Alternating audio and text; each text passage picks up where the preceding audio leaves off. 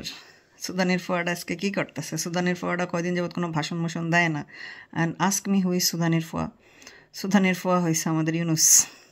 চুদানি ফুলানটা কিন্তু এটা কিন্তু বেডা, তোমার মতন মাইয়ারে কিন্তু বেডা ধরলে একেবারে হেড আমরা দেখায়া দিব, বুঝছো? আবল তাবল কইও না।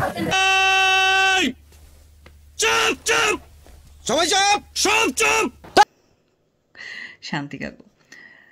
তো এই সুদানের ফুয়া আর্মিরে খাইছে। বলছো আর্মিকে খাইছে, তোমারে তো খাইছে না। তোমারে যেদিন খাইবো এদিন বুঝতে পারবা বেডার পাওয়ার যে কি পরিমাণ। তোমারে খাইতে বেডার অনেক মজা হইব পুরা বয়সে। আবল তাবল কইও না।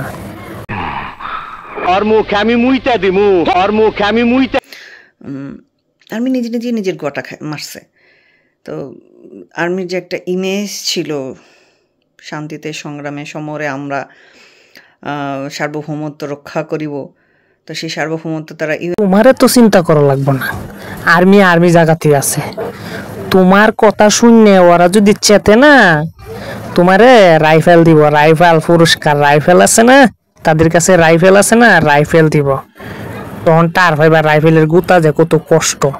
সেনাবাহিনী সবকিছুতে সংস্কার হয়েছে, এটাও তো হওয়া দরকার, তাই না? সেনাবাহিনী বললে কি আর চলে?